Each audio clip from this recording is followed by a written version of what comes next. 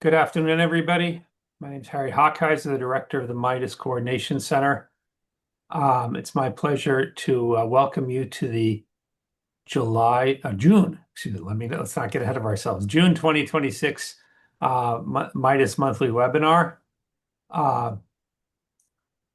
We have made it a point with these webinars to try to encourage early career people, students, graduate students, postdocs, to present their work.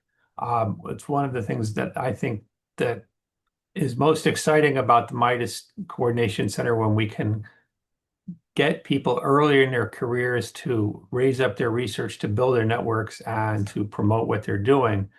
And so today we have a great example of that. And our speaker is Mr. Sunday Oluwafemi Gbodogbe. And I hope I got that right. Sunday is a PhD student in mathematical sciences at Indiana University in Indianapolis, where he works on mathematical biology, computational neuroscience, dynamical systems, and numerical analysis. His current research focus on synchronization phenomena in coupled systems, including temporal pattern formation, neuronal networks, and mobility-driven synchronization in epidemic populations, which I guess we're going to be talking about today. And so Sunday welcomes opportunities for collaboration, professional connections, mentorship, and interdisciplinary research in all of these areas. So with that, I will hand it off to Sunday to introduce and present his talk. All right. Thank you so much, Professor, and thank you for everyone for joining today. I actually admire the passion of the coordinator, his passion, and then his interest in seeing that the young researchers actually have an opportunity platform. I actually admire that, and I actually appreciate. Just to introduce myself, I started my research career in modeling back 2021, and I start with tried to check the interactions of foreign bodies within the host, and then later on I moved to infectious disease dynamics, and then continue with optimal control. And fast forward to 2024, I started my PhD program, and I fortunately to have an advisor that work in synchronizations in neurons.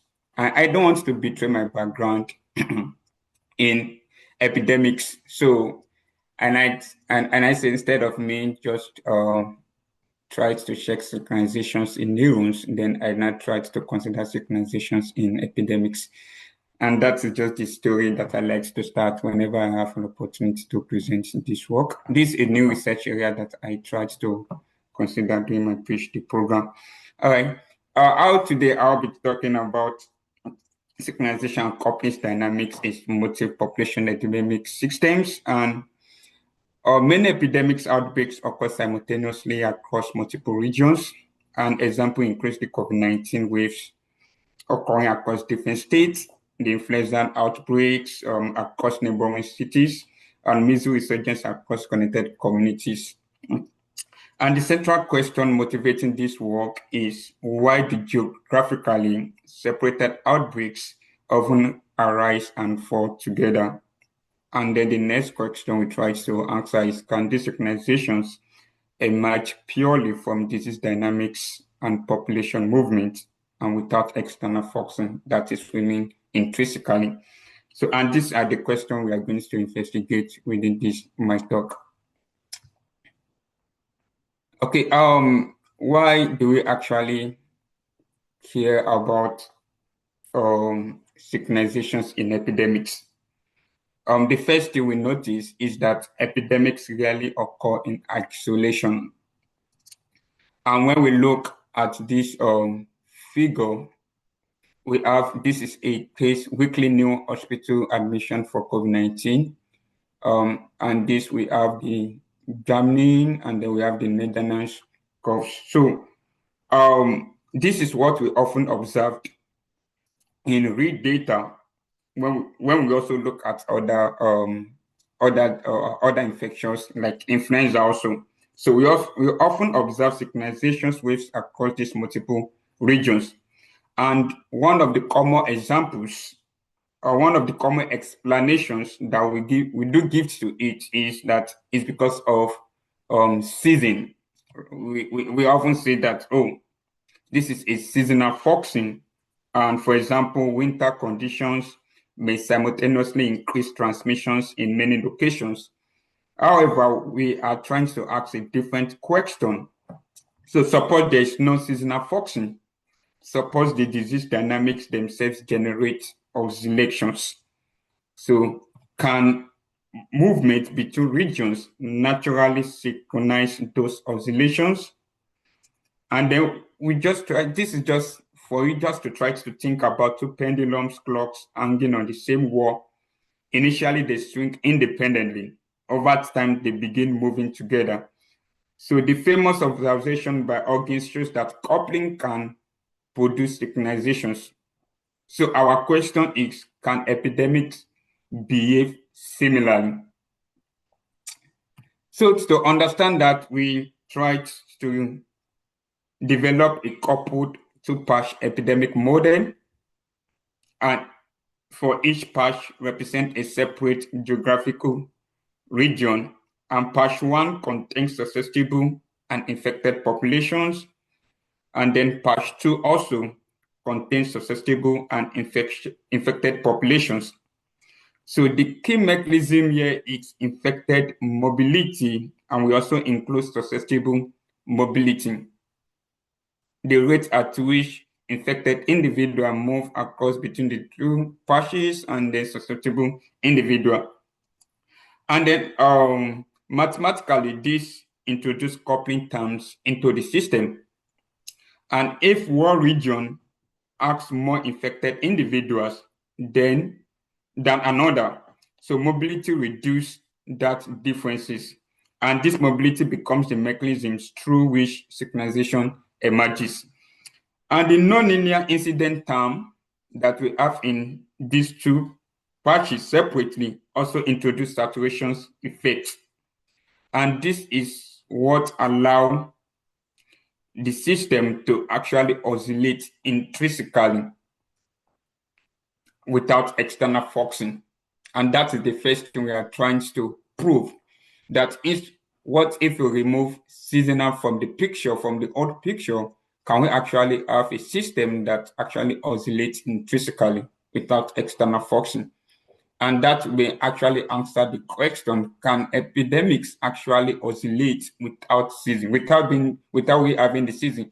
Just like the previous example we have, this is COVID-19. And as far as we know, COVID-19 is not yet declared to be a seasonal infections, but we also observe oscillations in COVID-19. That means that maybe, but that actually shows that there are some infectious disease, there are some epidemics that, and the epidemic waves is not necessary because of season.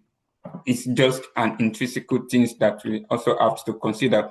So if we put all those own schematic diagram into pictures, then we have this system of equation, the rate at which susceptible individuals changes. We have the recruitment rate, which is A sub 1. We have the removal rate. I prefer to make use of the word removal instead of disease-induced rate, because the rate at which individual can move from susceptible may not necessarily be by death. And then we have our incident rate to be these terms, and then we have the mobility from patch 2 to patch 1, mobility from patch 1 to patch 2 susceptible. Also for the infected individual, also we have the, of course, we have the incident rate, we have the disease-induced rate, that is and the removal rate due to the epidemic, due to the disease. And then we have this nonlinear saturation removal terms, which is one of the key mechanisms that we're actually going to consider later on. And then we have the mobility of infected individual. The same things we have for the for the second patches also. So before we can actually discuss synchronizations, the first thing we need is a mechanisms that generate epidemic waves. And if the epidemic converges to a constant equilibrium, then there is nothing to synchronize. So therefore, the first question is, can this epidemic model generate a current outbreaks on its own without external factors?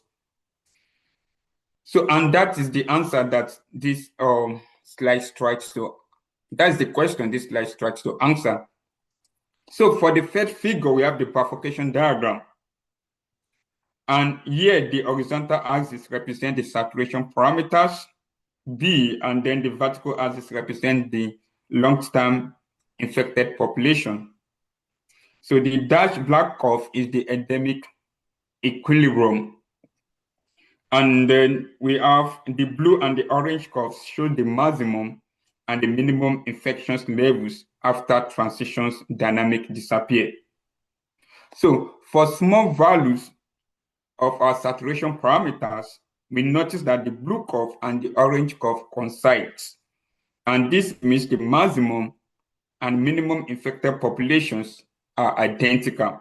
And in other words, the system approaches a single constant equilibrium. That means there are no oscillations. So as we increase our saturation parameters, something important happens, and the blue and orange brushes separate. So the maximum and minimum infected levels become different. And this indicates the emergence of a periodic solution. So instead of settling to a constant level, the disease repeatedly rises and then falls. So biologically, this means the disease can generate recurring epidemic waves without any seasonal function. So the oscillations arise purely from the internal nonlinear dynamics of the systems, not necessarily because we are in the season, we are in the winter season or not. So, but as we increases B further, the two branches move closer together again, and eventually they emerge. So this means the oscillations disappear and the system returns to a stable equilibrium. So the bifurcation diagram tries to reverse a transition from stability to recurrent epidemic waves and back to stability. And the second graph, which is the stability of endemic equilibrium, the horizontal axis against the saturation parameters, while the vertical axis shows the maximum repart of the eigenvalues of endemic equilibrium. And this actually shows why do we observe up bifurcation transitions from stability to instability back to stability. So the dash horizontal line represents 0, and this line separates stability from instability. So when the curve lies below 0, all eigenvalues have negative repart, and from our basis calculus, we know that our system is stable at that particular time. So, but as we increase it, as B increases, the curve crosses 0, and this crossing corresponds to a up bifurcation. So in simple terms, the equilibrium loses stability and begins oscillating. So it is similar to a pendulum that was initially at rest, but starts swinging after a critical threshold is exceeded. So for a larger value of B, saturation parameters, the curve decreases again and becomes negative. So the equilibriums regain stability and oscillations disappear. So these eigenvalues crossing provides the mathematical signatures of the up bifurcation, which actually validates what we see in this bifurcation diagram. And that also gives us a proof that epidemics can actually oscillate intrinsically without external forcing. So the figure C, which is the oscillating amplitude, this tries to quantify the strength of our oscillations. So the horizontal axis still represents the saturation parameters, while the vertical axis measures the oscillations amplitude. So immediately after the off bifurcation, the oscillations are very strong, and we also notice the amplitude is large. But as B increases further, as our saturation parameters increases further, then the amplitude gradually decreases and eventually the amplitude approaches zero. And for just for you to have a picture of what I'm trying to explain, we can just view saturation parameters as the healthcare capacity of that system. But saturation parameters not necessarily needs to be the healthcare capacity of that system. It can be the behavior response of infected individual in that system. It can be the availability of hospital bed that is available in that system to actually take in the number of people infected. So then for us to actually visualize the dynamics directly, we examine the face portrait. So the horizontal axis represents susceptible individuals, while the infected axis represents the infected individuals. So when our saturation parameters is 0.25, we have a trajectory spiral inward toward a single point. So this indicates a stable endemic equilibrium. And that means that regardless of initial conditions, the epidemics settle to a constant level. So, and then the second phase plot we have is when we increase our saturation parameters to 0.5, then the behavior changes dramatically. So instead of converging to a point, the trajectories converge to a closed orbit. So, and this closed orbit is what we call limit cycle. And that means that the epidemic never settles. So instead, it repeatedly circles through a period of growth and decline over and over. So biologically meaning, this corresponds to a recurrent epidemic wave. So if we think of seasonal looking outbreaks, but here they emerge naturally from the model rather than from seasonal foxing.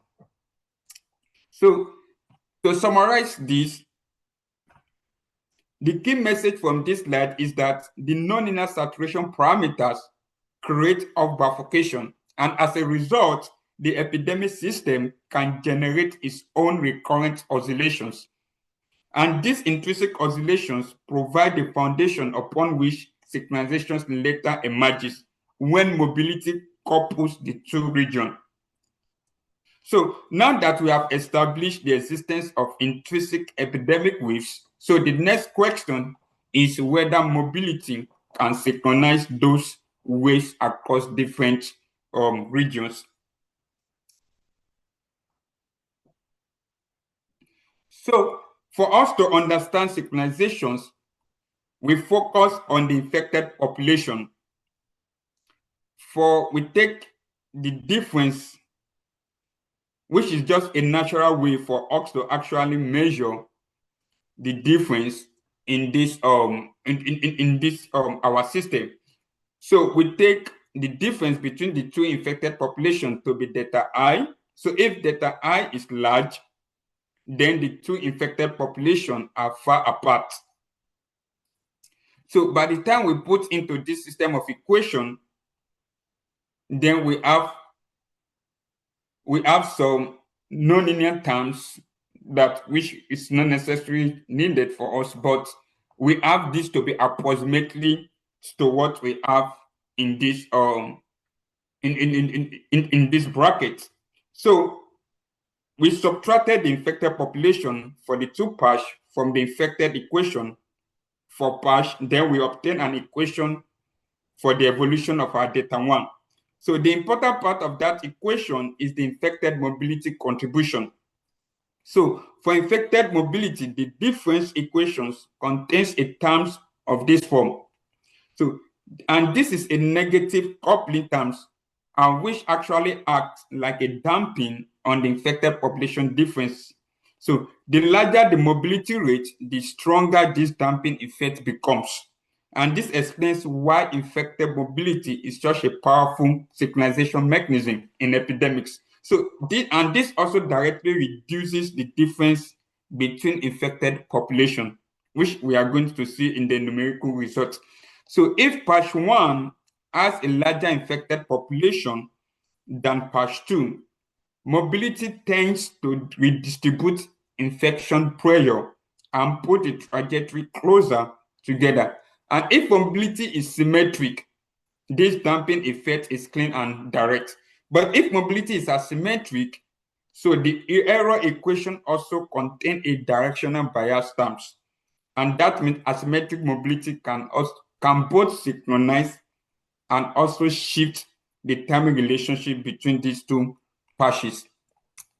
And to summarize this, the key insight here is that infected mobility acts as a coupling between two patches or two countries, two cities, whatever, and this coupling suppresses epidemic differences.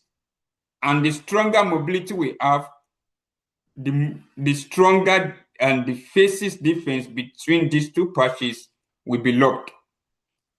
So now that we have this mechanism, then we try to check the numerical simulation and see the predictions of our system.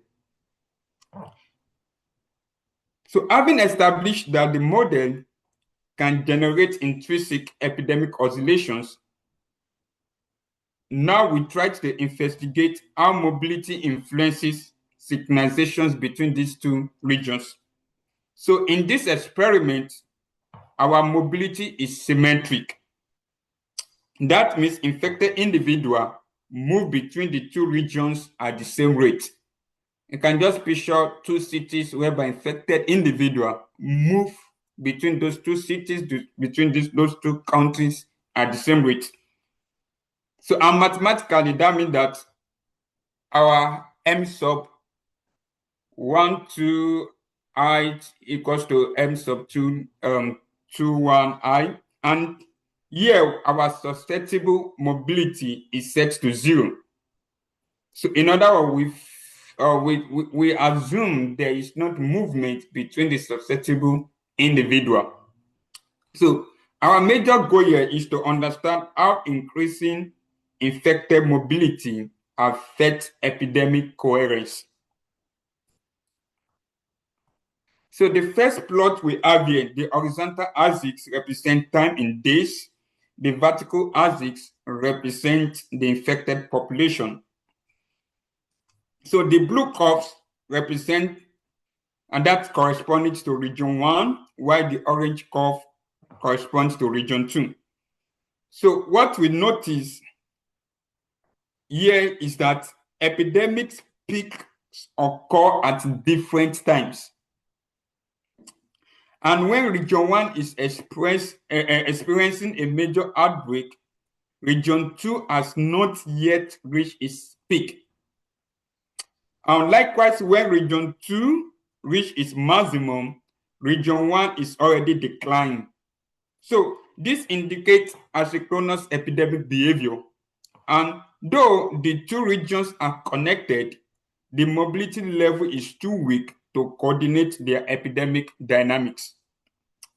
So a useful real-world analogy is two neighboring cities with very limited traveling between them. So an outbreak may occur in one city weeks before it appears in the other, and the epidemic waves remain largely independent. So that means that a very low mobility within each region follow its own epidemic rhythm. So at a very low mobility, each region tries to follow its own epidemic rhythm. But we also tried to increase the mobility, the infected mobility. And what you observe is that the blue and the orange peaks now occur almost exactly at the same time. And the epidemic curves nearly overlap throughout this the simulation. So, and this is a clear signature of synchronization. That is, the two regions are no longer behaving independently. Instead, they act as a coordinated epidemic system. So intuitively, the movement of infected individuals continuously transfer epidemic information between regions. So as a result, differences are suppressed and the outbreaks became fixed locked. So the key message here is strong mobility transforms independent epidemic waves into synchronized outbreaks. Then instead of us just taking two infected mobility points, then we tried to quantify the synchronizations. We compute the average epidemic difference between the two regions. The horizontal axis here represents the infected mobility, while the vertical axis measures the mean sync error. So for large values, indicate substantial differences between the two regions, and small values indicate strong synchronizations for our main value. So what we notice is as mobility increases, the epidemics mismatch steadily decreases. So that means that as we increase the infected mobility, we can see the exponential decay of our mean of our main differences between these two infected mobility. And this agrees with our theoretical analysis that the coupling term acts to suppress the epidemic differences. And this numerical solution just tries to confirm that prediction. So in practical terms, increasing travels causes the two regions to experience outbreaks more similarly. And just to summarize this slide, the message from all these three panels, they are remarkably consistent, and the left figures show the epidemic trajectory between increasingly aligned, and the right figures quantify that epidemic decreases as mobility increases. So therefore, infected mobility acts as a synchronization of mechanism, and weak mobility produces asynchronous outbreaks, whereas strong mobility drives the system toward synchronized epidemic waves. Actually, these results were obtained under perfectly symmetric mobility. But however, we know in real world, rail transportation networks are rarely symmetric. So people often travel more in one direction than the other. And this raises an important question. What happens when mobility becomes asymmetric? And that is the next question we try to address. So don't forget, on the previous that we assumed the infected individuals moved equally in both directions. So, but in real transportations, networks are really symmetric. So for example, many people may travel from a rural area into a large city each day, while fewer travel in the opposite direction. So to capture this reality, we now allow the infected mobility rates to differ. That is, the movement from the infected movement of patch 1 to patch 2, and then from patch 2 to patch 1 are now different. So from this first figure, what we notice is that both regions oscillate, but the epidemic peaks are not perfectly aligned. So region 1 consistently exhibits larger outbreaks than region 2. So, and this indicates partial synchronization. The two regions are influencing each other, but the mobility imbalance prevents complete coherence.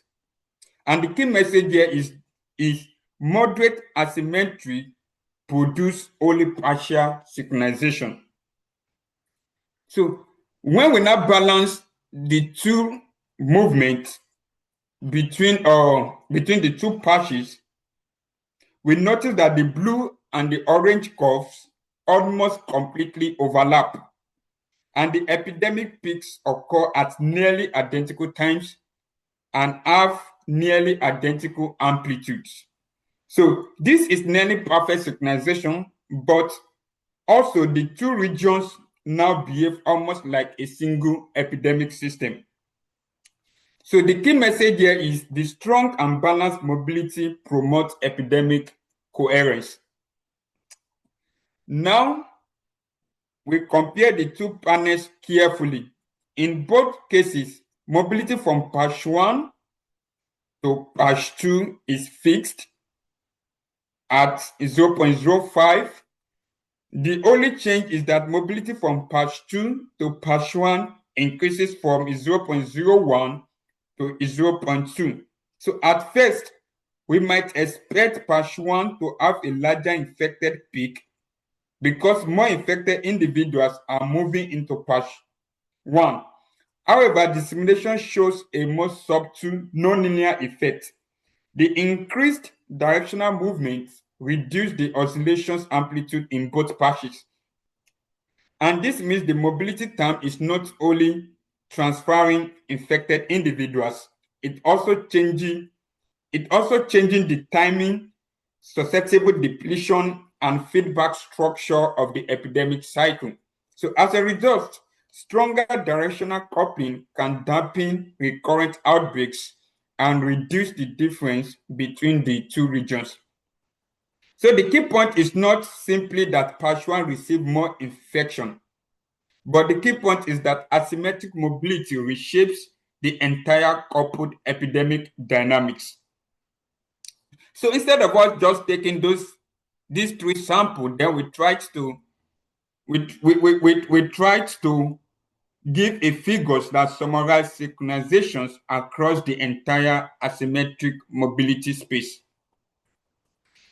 So the horizontal axis represents mobility from region 1 to region 2, and the vertical axis represents mobility from region 2 to region 1. So the color represents the average epidemic differences. So the dark color corresponds to smaller differences and therefore strong synchronization, while the brighter color corresponds to larger differences and weaker synchronizations. So the dashed diagonal line represent the perfectly symmetric mobility. So what we notice that the darkest regions appears when mobility is sufficiently large. And this indicates that epidemic mismatch is minimized and synchronization is strongest. So the important interpretation of this heat map is that synchronizations depends not only on the total amount of mobility, but also on the direction of mobility. So, for example, two transportation networks may have the same overall traveled volume, yet produce very different epidemic outcomes, depending on how movement is distributed. So mathematically, this result is consistent with our theoretical coupling mechanisms. Mobility acts to suppress epidemic differences. However, when mobility becomes directional, one region can begin to dominate the dynamics of the other. And consequently, synchronization becomes directional rather than purely mutual. So the overall message is that mobility imbalance does not eliminate synchronization. Instead, it reshapes it. And balanced mobility promotes mutual synchronization, and whereas strong directional mobility can create a leader-follow kind of relationship in which one region drives the epidemics of the other. And therefore, synchronization depends not only on how much movement occurs, but also on the direction in which that movement occurs. So far, we have examined individual simulation for specific mobility values. So another natural question is what happens across the entire mobility space. So now, we are trying to answer what happens when we try to increase the mobility of infected individual and also mobility of susceptible individual. So here we have this first heat map plot. The dark blue corresponds to small epidemic difference, and then the yellow corresponds to large epidemic difference. So notice that most of the upper region is dark blue, and this means the two epidemic trajectories becomes very similar when infected mobility is sufficiently large. So even though the susceptible mobility is very large and we reduce the the mobility of infected individual, there is still low, and that actually gave us an interesting result that changes in infected mobility produce a much stronger effect than changes in susceptible mobility. So biologically, this suggests that moving infected individual is far more important for it's far more important for synchronizations than moving susceptible individual. So, for example, imagine two cities, okay, if healthy individuals travel between them, synchronization changes only modestly. However, when infected individuals travel frequently, epidemic timing and outbreak intensity rapidly become coupled. So the main takeaway is synchronization is primarily driven by infected mobility. So for this second panel, we have the mid-peak time difference. And this panel examines synchronizations from a different perspective. So instead of comparing epidemic size, we compare outbreak timing. So specifically, we compute the average difference between epidemic peak times. So the dark blue corresponds to a nearly simultaneous peaks, while the brighter color corresponds to outbreaks occurring at substantially different times.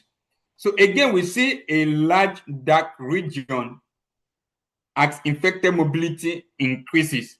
And this means that stronger infected mobility not only reduce epidemic differences, but also aligns the timing of epidemic differences. So without strong coupling, one city might experience an outbreak several weeks before another. But with strong coupling, the peaks occur almost simultaneously, and synchronization is occurring both in amplitude and in timing. So for the panel C, this panel measures the average strength of epidemic oscillations.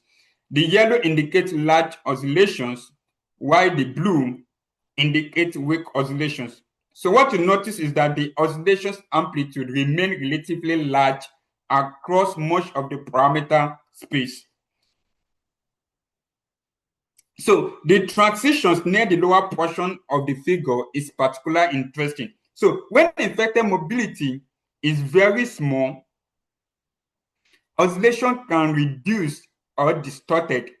As infected mobility increases, the oscillatory behaviors becomes more coherent and persistent. So this tells us that mobility is not simply synchronizing existing waves.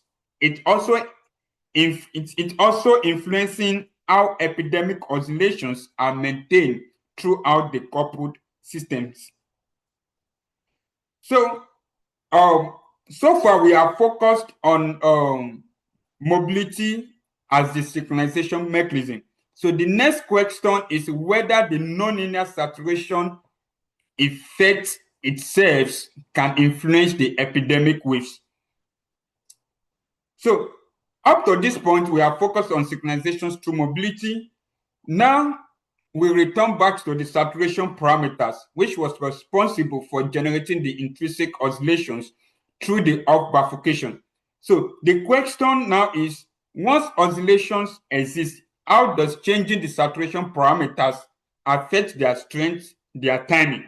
So the first panel here is, we notice that for a very small saturation parameters, the amplitude is essentially zero. So, and this is consistent with our earlier off-bifurcation results. The endemic equilibrium remains stable and no sustained oscillations occur. So, but as our saturation parameters increases, the epidemic waves become larger and more pronounced. And the amplitude reach its peaks maximum at an intermediate saturation parameters B. So this corresponds to the strongest recurrent outbreaks. So beyond this point, increasing saturation parameters begin to suppress the oscillations, and the amplitude decreases steadily and eventually approaches zeros. So biologically, moderate saturation creates enough nonlinear feedback to sustain epidemic cycles. And however, excessive saturation acts as a stabilizing mechanisms that dampens those cycles. So the next panel is the period. So the horizontal axis again represents the saturation parameters. The vertical axis represents the mean oscillation period or measure in days. So initially the period increases as our saturation parameters increases.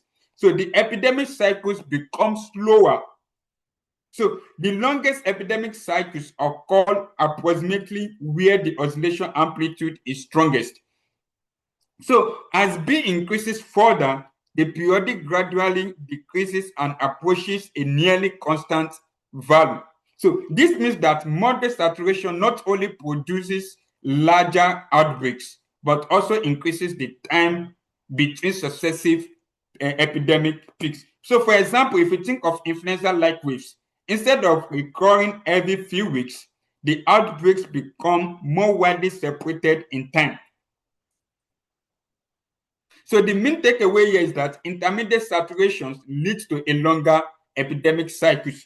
So frequency is simply the reciprocal of the period. So therefore, these figures provides another view of the same dynamics. So as saturation increases further, so the frequency increases again and eventually also stabilize. And this means epidemic waves becomes less frequent near the strongest oscillatory regime and then more frequent again as the symmetric approaches stabilizations. So if the period measures the time between outbreaks, then frequency measures how often outbreaks occur. So a lower frequency means outbreaks are more widely spread. So the main conclusions from these slides is the three panels tell a consistent story. So as the saturation parameter increases, oscillations first emerge, then became strongest, and finally disappear. So at this point, at the same time, the timing of epidemic cycles changes substantially, and therefore saturation is not merely a transmission parameter, but it fundamentally shapes the strength, timing, and persistence of epidemic waves. So far we assume that both regions experience the same saturation effect. In other words, we try to say that both regions have the same saturation parameters or the same healthcare capacity, but in real world population, saturation parameters are really identical. So one region may have stronger behavioral responses, better healthcare capacity, or different social missing pattern than other. So to investigate this heterogeneity, we now allow the saturation parameters to differ between regions. So the goal is to understand how saturation heterogeneity influences synchronization. So for all the maps we have here, our horizontal axis represent the saturation parameters in patch 1, and then the vertical axis represent the saturation parameters in patch 2, and then the dash white diagonal represents the identical saturation effect. So for this first panel, this panel measures the average epidemic difference between the two regions. So we notice that the darkest regions occurs when both saturation parameters are relatively large and then similar. So as we move away from the diagonal, the color becomes lighter, brighter. So this indicates increasing epidemic mismatch. So in other words, when the two regions respond very differently to infection pressure, so their epidemic dynamics become less coherent. So the main takeaway from this is that the saturation heterogeneity increases epidemic mismatch. So when we check the second panel, this panel measures the overall strength of the epidemic oscillations. So we notice that large oscillations occur primarily when one or both saturation parameters are relatively small. So this is consistent with our previous slide where we observed that increasing saturation tends to suppress oscillatory behavior. So as both saturation parameters become large, the oscillation amplitude decreases dramatically. So strong saturation acts as a stabilizing mechanism, reducing the intensity of recurrent outbreaks, and higher saturation generally suppresses epidemic oscillations.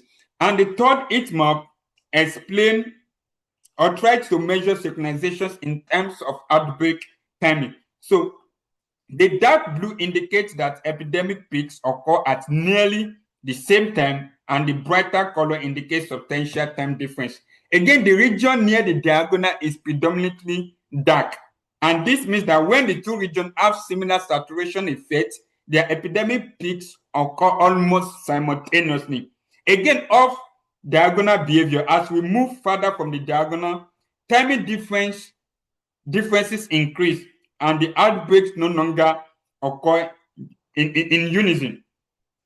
So to put this whole picture on this whole slides, the main conclusion is that the key is that synchronization is strongest when the two regions have similar saturation characteristics, and large saturation imbalance generates epidemic mismatch, alter outbreak timing, and weaken synchronizations. So therefore, heterogeneity can counteract the synchronizing influence of mobility.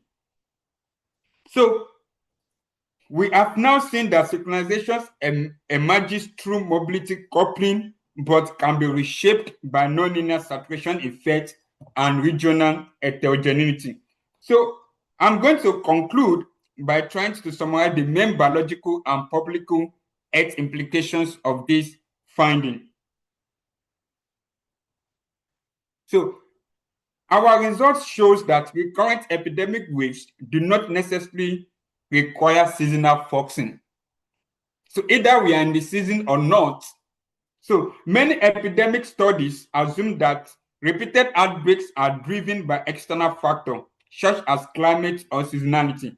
However, our analysis demonstrates that nonlinear saturation alone can generate sustained epidemic oscillations through a of bifurcation. So the second thing to also take note is that mobility coupling can synchronize epidemic outbreaks across different regions, even when regions begin with different epidemic trajectories. So infected movements can gradually align their epidemics. Also, an important result from our synchronization landscape analysis is that infected mobility is the dominant synchronization driver. So changes in infected movement had a much stronger impact on synchronization than changes in susceptible movement. Also, our results also show that asymmetry and heterogeneity reshape epidemic coherence. So regions with different saturation characteristics no longer behave identically when they remain connected. And lastly, strong saturation suppresses oscillatory outbreaks. As saturation increases, epidemic waves become weaker and eventually disappear. And this suggests that mechanisms that effectively reduce transmission intensity can stabilize epidemic dynamics and reduce recurrent outbreaks.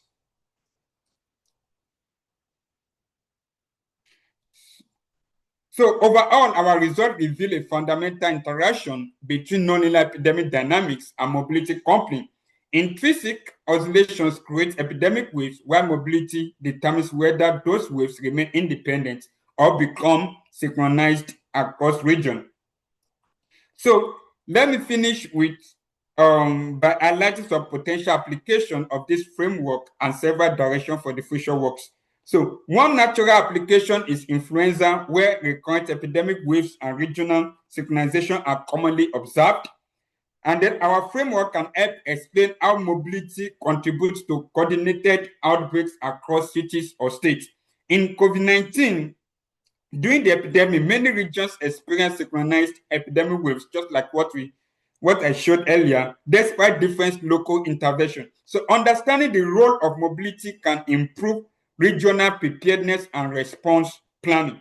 In measles resurgence, this framework can also help explain recent measles resurgence, where outbreaks often appear simultaneously across connected communities due to population movement and declining vaccination coverage. And in multi-regional forecasting, synchronization information can improve prediction accuracy. If neighboring regions are strongly synchronized, information from one region may help anticipate outbreaks in another. So finally, our results emphasize the importance of coordinated intervention strategies. When regions are strongly synchronized, isolated local interventions may be less effective than coordinated regions' responses. So my future works on this research is to actually extend it to network-based extensions, to also try to incorporate stochastics to account for random fluctuations and uncertainty that occur in real epidemic system. And another important direction is calibration using real epidemiological data. And this also allows us to quantify synchronization pattern observed in actual outbreaks. And then to also investigate optimal control strategies, which aims at disrupting undesirable synchronizations and reducing the impact of large-scale coordinated outbreaks. So, in summary, these works provide a mathematical framework for understanding how intrinsic epidemic oscillations and mobility interaction combine to produce synchronized outbreaks dynamics across regions. All right, thank you.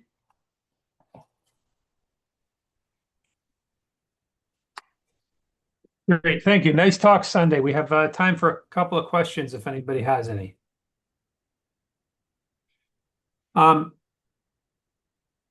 Just to get things started off, I have a couple of questions here I'll throw out. The first question is, how do you measure the saturation parameter in a real outbreak? How would you do that using epidemiological data? Yeah, that's good. That's a good question. I think that's part of the future work. So the saturation parameters, we just have to try to because your saturation parameters can be the healthcare capacity of the patch. It can be the behavior, the response behavior of people in the society, how people mix up. So first of all, we just have to pick one saturation. Okay, let's try to consider the healthcare capacity. And I think that we can able to get that data from maybe from the hospital, just try to know the healthcare capacity of a particular patch, of a particular cities that we are interested in. Okay, so another question here that comes to mind, again, since I'm not seeing anybody else popping up with questions. I mean, you talk about sort of different regions and different epidemics. You use your initial example of Germany versus Netherlands, but I guess the question becomes, how do we define something as a different epidemic versus just saying we're using the wrong geographic scale, right? Because if you imagine two regions with the same dynamics of the outbreak and lots of movement between them, and there's a large adjacency, you might say, well, maybe that should just be one region and one epidemic, and it's not really coupling of things so much as is one epidemic occurring over a larger amount of space. And so, is there any way to think about when you cross that line from having two synchronized epidemics into just one epidemic? Mm. Do you see my point? Yeah, I see your point. Yeah, that's a good question. I mean, yeah. I mean, because if you look at it at national boundaries, they're arbitrary, right? Mm-hmm. And Mm-hmm. particularly in a place like Europe where there's a lot of movement around, you would Mm-hmm. expect that synchronization to occur. So Yeah. this doesn't take away from the interesting analysis you've done in any way, but I'm just trying to think about how what we think of as an outbreak. Mm-hmm. Um, I mean that's a good question to actually think about. I didn't think about that, but I think that's a good thing to think about. Um, I don't know yet for now, but I'm going to check it out. Okay, Yeah. well, Thank you so much. yeah, if you come up with anything, I'd love to hear about it. There is a All question right. here from James Turtle. Do these results hold in a region of parameter space with lower frequency, i.e. a 1 year period as opposed to tens of days? So I didn't get to that question correctly. So the question is, do these results hold in a region of parameter space with lower frequency? So longer time periods, and so a year instead of days or tens of days. No, I didn't check that, but I don't think that we ought. If you change the times to, because if it truncates the times to days, we make maybe that is the when the epidemics is declining, and what we're able to what we just see, it's just like maybe like exponential decay result. Or if it truncates the time, it may be when the epidemic is rising, and what we just see is exponential growth. I don't think that result we ought for if it tries to truncate the times in a very finite way. No, I don't think so. Okay, so that could be another interesting area of future analysis. Mm-hmm. Great, thank you. Mm-hmm. Do we have any other questions from the group?